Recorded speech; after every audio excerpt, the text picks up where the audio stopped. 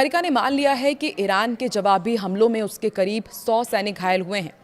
Pentagon के प्रवक्ता scene Parnell ने इसकी जानकारी दी। उन्होंने कहा कि सैनिक 7 जुलाई के बाद हुए हमलों में घायल हुए हैं। इनमें से 96% सैनिक ठीक होकर ड्यूटी पर लौट भी चुके हैं। उन्होंने बताया कि ज्यादातर को सिर पर हल्की चोट लगी थी। पार्नेल ने यह बयान न्यूयॉर्क टाइम्स की उस रिपोर्ट के जवाब में दिया जिसमें दावा किया गया था कि रक्षा मंत्रालय ईरान के साथ युद्ध में घायल हुए अमेरिकी सैनिकों की जानकारी सार्वजनिक नहीं कर रहा है।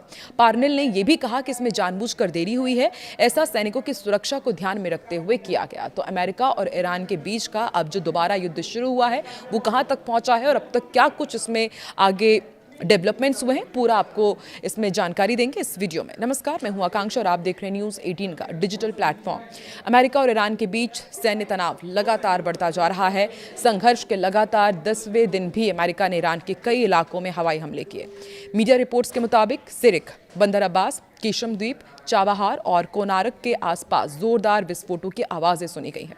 हालांकि इन हमलों से हुए नुकसान की आधिकारिक जानकारी अब तक सामने नहीं आई है।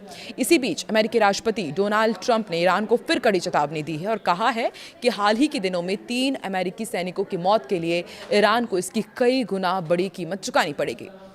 ट्रंप ने साफ कर दिया है कि अमेरिका अपने सैनिकों पर हुए हमलों का जवाब देने के लिए हर जरूरी कदम उठाएगा। ईरान ने अमेरिकी ठिकानों को चुन चुनकर निशाना बनाया है। ईरान ने भी जवाबी कार्रवाई जारी रखी है। ईरानी सेना का भी दावा है कि उसने कुवैत में स्थित कैंप अरिफजान में अमेरिकी मिसाइल रक्षा प्रणालियों को निशाना बनाया है। हालांकि इस दावे की स्वतंत्र पुष्टि अभी तक नहीं हो पाई है। इस दौरान ओमान के तट के पास एक और तेल टैंकर के हमले की खबर भी सामने आई, जिससे समुद्री सुरक्षा को लेकर चिंता एक बार फिर बढ़ गई है। इसी बीच एक और अपडेट ये है कि हूतियों ने लाल सागर घेर लिया है। ईरान समर्थित हूती विद्रोहियों ने सऊदी अरब के खिलाफ समुद्री नाकेबंदी का ऐलान किया है। हूतियों ने चेतावनी दी है कि लाल सागर और आसपास के समुद्री मार्गों पर जहाजों की आवाजाही प्रभावित कर सकते हैं और एक्सपर्ट्स का मानना है कि अगर ये तनाव और बढ़ता है तो वैश्विक तेल आपूर्ति और अंतर्राष्ट्रीय व्यापार पर गंभीर असर पड़ सकता है। मध्य पूर्व के अहम समुद्री मार्गों में बढ़ते खतरे से दुनिया भर के ऊर्जा बाजार और शिपिंग उद्योग की चिंताएं भी बढ़ गई है। अमेरिका और ईरान के बीच लगातार हमले जारी हैं।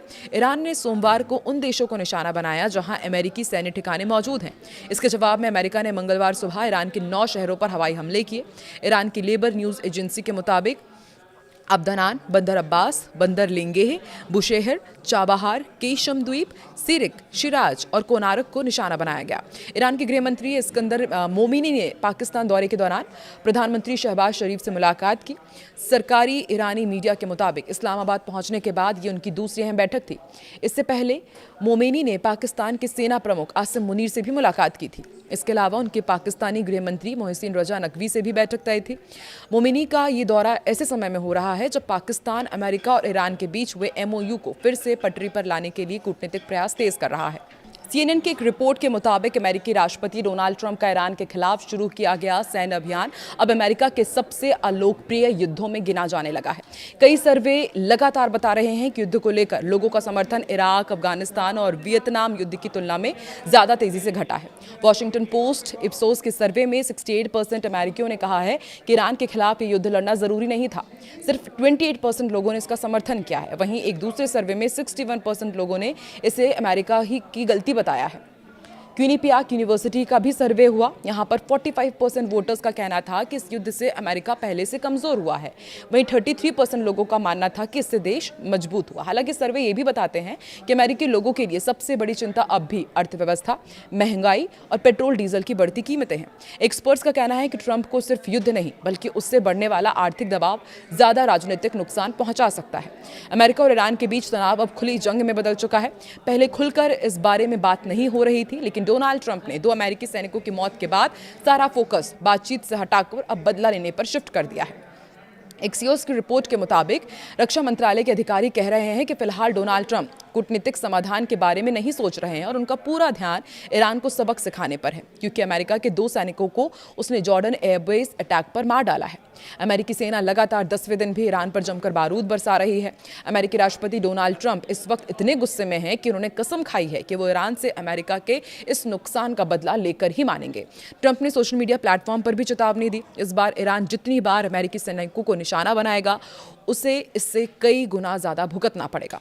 अमेरिकी सेंट्रल सेंट्रल कमांड यानी कि सेंटकॉम ने भी बताया है कि अमेरिका ने ईरान पर और हमले किए हैं। राष्ट्रपति डोनाल्ड ट्रंप ने भी चेतावनी दी कि तेहरान पिछले कुछ दिनों में 3 अमेरिकी सैनिकों की मौत का कीमत चुकाएगा। ईरानी मीडिया ने कई जगहों पर विस्फोटों की खबर दी है। पेंटागन ने जॉर्डन के मुवाफक साल्ती एयरबेस पर हुए हमले में 2 अमेरिकी सैनिकों की मौत की पुष्टि की। 25 साल के फर्स्ट लेफ्टिनेंट टायलर जेम्स फीहन और 19 साल की प्राइवेट इसाबेला गुंजालेज की मौत हो गई है। ईरान के Islamic revolutionary guard corps IRGC ने हमले की जिम्मेदारी ली थी। ये मार्च के बाद ईरानी हमलों में पहली अमेरिकी मौत है। ऐसे में डोनाल्ड ट्रंप का गुस्सा भड़का हुआ है। ईरान पर हमले बढ़ाने के साथ ही अमेरिका मध्य पूर्व में अपनी ताकत भी मजबूत कर रहा है। उसके 30 से ज्यादा टैंकर्स इजराइल में खड़े हुए हैं और लड़ाकू विमानों की तैनाती भी बढ़ा दी जा रही है। और ट्रंप ने साफ कर दिया है कि सैनिकों की मौत की कीमत तेहरान को चुकानी पड़ेगी। ईरान के हमलों में अब तक 100 से ज्यादा अमेरिकी सैनिक घायल हो चुके हैं। ये नुकसान अमेरिका पचा नहीं पाएगा, क्योंकि यहाँ जैसे ही सैनिकों के ताबूत आते हैं सरकारें हिल जाती है। ऐसे में डोनाल्ड ट्रंप को तीखे तेवर दिखाने ही पड़ेंगे और उनके सब्र का इम्तिहान अब ये सब कुछ ले रहा है और ये ईरान के लिए संकट भी बढ़ा सकता है। ईरान की ओर से लगातार उन्हें उकसाया जा रहा है। खामेनेई के महाशैतान वाले बयान हो या फिर अराक्ची की युद्ध में लीड लेने की बात, हर तरफ से डोनाल्ड ट्रंप पर प्रेशर बढ़ रहा है, तो उनके आगे के कदम अब खतरनाक भी हो सकते हैं। ऐसे में ट्रंप प्रशासन हमले तेज कर रहा है। जनता को यह साबित करने की कोशिश की जा रही है कि सैनिकों की जिंदगी उनके लिए कितनी कीमती है और कितने मायने रखती है। इसी बीच अंतरिम चुनाव की तारीख भी नजदीक आ रही है और ये ट्रंप की वॉर पॉलिसी की अग्नि परीक्षा होगी। तो इस अग्नि परीक्षा में क्या ट्रंप जीत पाएंगे ईरान को? क्या वो यहाँ पर चारों खाने चित कर पाएंगे? आपको क्या लगता है इस पूरे युद्ध में कौन लीड ले रहा है, ईरान या फिर अमेरिका, जिसने ये सोचा था कि वो ईरान को नेस्तनाबूद कर देगा, वहाँ पर रिजीम चेंज कर देगा? आगे आपको क्या लगता है क्या होने वाला है? कमेंट सेक्शन में ज़रूर बताएं।